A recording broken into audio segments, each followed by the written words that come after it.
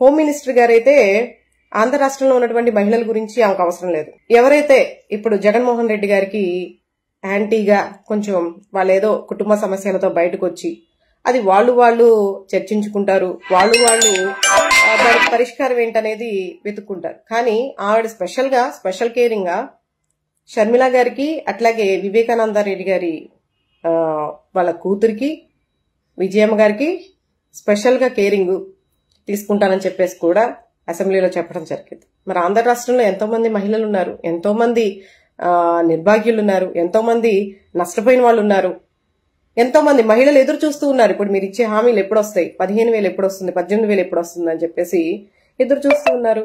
అట్లాగే మహిళలపైన దాడులు జరిగిన మహిళలు చాలా మంది ఉన్నారు. వాళ్ళందరికీ న్యాయం చేయాల్సిన అవసరం బాధ్యత ఎంతైనా మీకుంది. కానీ అవన్నీ పట్టవన్నమాట. కేవలం జగన్మోహన్ రెడ్డి గారికి సంబంధించింది అది ఏదైనా సరే చివరికి వాళ్ళ కుటుంబంలో కూడా ఇన్వాల్వ్ అయిపోయి వాళ్ళకి రక్షణ భద్రత కల్పిస్తారట. చూడ్డానికి వినడానికి ఏమన్నా బాగుందా అండి? అది చేయవలసిన బాధ్యత ఒకటి, చెప్పే మాటలు ఇంకోటి.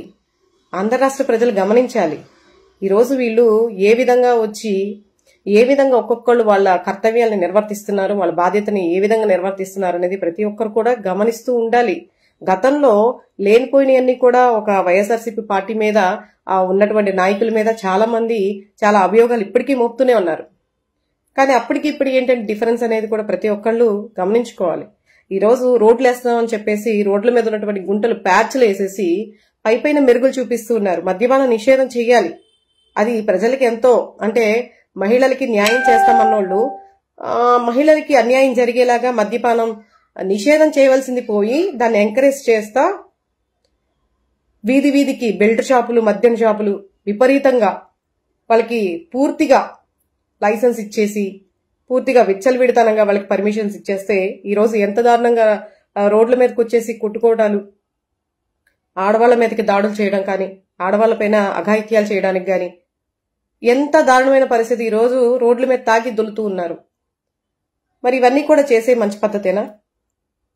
ఒక్కటి వాళ్ళు చెప్పినటువంటి ఒక్కటైనా సరే హామీ కానీ వాళ్ళు ఇచ్చినటువంటి మాట కానీ ఒక్కటైనా నిలబెట్టుకున్నారా? ఇవేమీ పట్టవు. కేవలం జగన్మోహన్ రెడ్డి గారిని టార్గెట్ చేయడం, జగన్మోహన్ రెడ్డి గారిని ఎందులో ఇరికించాలా. సెకీ గురించి నిన్న ఆయన 2 గంటల సేపు అంత చక్కగా వివరణ ఇచ్చారు. నిజంగా అదానీతో చర్చలు కనుక జరిగి ఉంటే అదానీతో మరి మోడీ గారికి అత్యంత సన్నిహితమైనటువంటి వ్యక్తి అదానీ గారు. ఇప్పుడు జగన్మోహన్ రెడ్డి గారు ఇది స్టేట్ పరంగా వ్యవహారం జరిపితే కనుక ఖచ్చితంగా మోడీ గారికి కూడా ఇందులో సంబంధం ఉంటుంది అని చెప్పేసి ఆయన కూడా చెప్పారు కదా. మరి చంద్రబాబు నాయుడు గారు జగన్మోహన్ రెడ్డి గారి మీదే కాకుండా మోడీ గారి మీద కూడా కంప్లైంట్ చేయాలి కదా.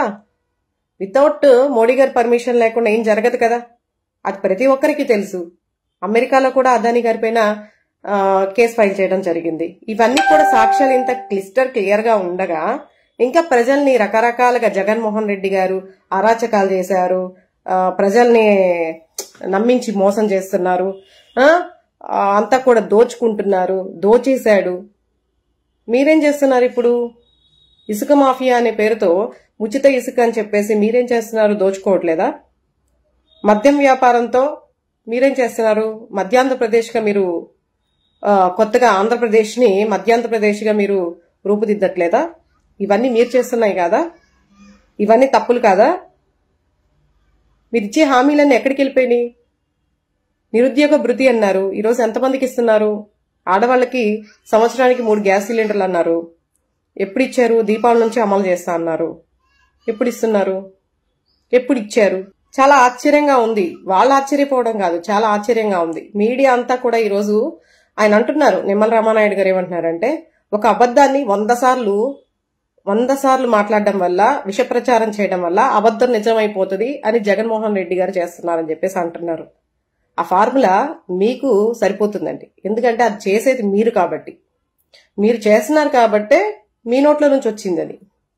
ఒక అబద్ధాన్ని 100 సార్లు ప్రజల్లోకి తీసుకెళ్లి మీడియా ద్వారా విష ప్రచారం చేసి ఇప్పటిదాకా మీరు చేస్తున్నది అదే కదా, ఇప్పటిదాకా మీరు చేస్తున్నది అదే. ప్రజల్లోకి విష ప్రచారాన్ని తీసుకుని వెళ్లి ఒక అబద్ధాన్ని 100 సార్లు పదే మీడియాను అడ్డం పెట్టుకుని మరీ దారుణంగా పచ్చి అబద్ధాలను పొద్దున్న లెగిస్తే పచ్చి అబద్ధాలను పత్రికా విలేకరులు కానీ మీకు సపోర్టెడ్ మీడియా కానీ మీరందరూ చేసేది కూడా ఇదే కదా. ప్రజల్ని ఇప్పటిదాకా మభ్యపెట్టి ప్రజల్ని ఇప్పటిదాకా వాళ్ళకి రకరకాల హామీలు ఇచ్చి వాళ్ళని ఆశపరిచి ఈరోజు 1,50,000 మందిని నిరుద్యోగుల్ని చేశారు.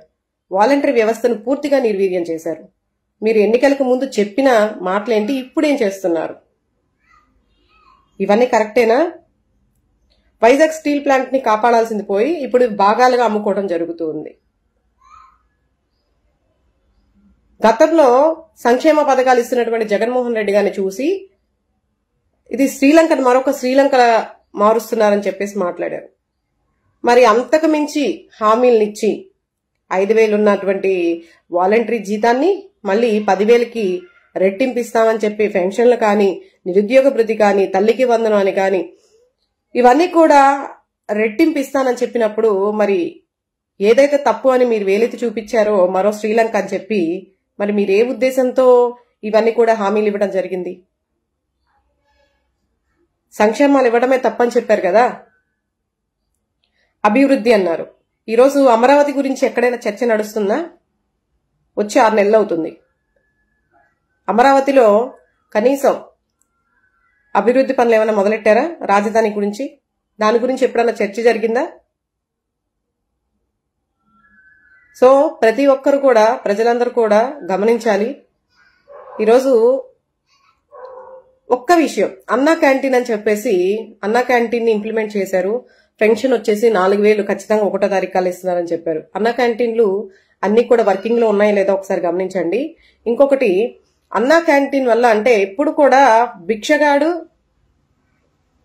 పేదవాడు ఎప్పుడు పేదవాళ్లాగే ఉండాలి.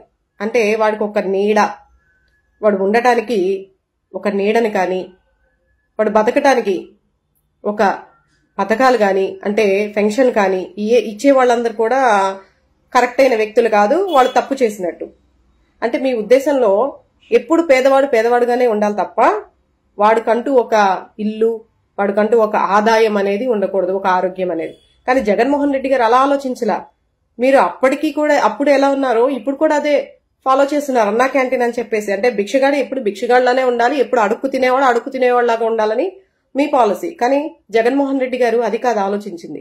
ప్రతి పేదవాడికి ఇల్లు ఉండాలి, ఆదాయం ఉండాలి, కనీసం ఎవరి మీద ఆధారపడకుండా, పిల్లలు చూడకపోయినా, ముసలివారైపోయినా, వాళ్ళ ఒంట్లో శక్తి లేకపోయినా వాళ్ళకంటూ నెలకు పెన్షన్ అనేది కూడా వాళ్ళ ఖర్చులకి, వాళ్ళు తినటానికి, అలాగే రేషన్ బియ్యం కానీ, రేషన్ కానీ నెలలా ఇంటికొచ్చేలాగా, అలాగే ఆరోగ్యశ్రీ కార్డు మీద వాళ్ళ ఆరోగ్యాన్ని చూపించుకునే విధంగా ఇన్ని ఫెసిలిటీ కల్పించారు పేదవారికి.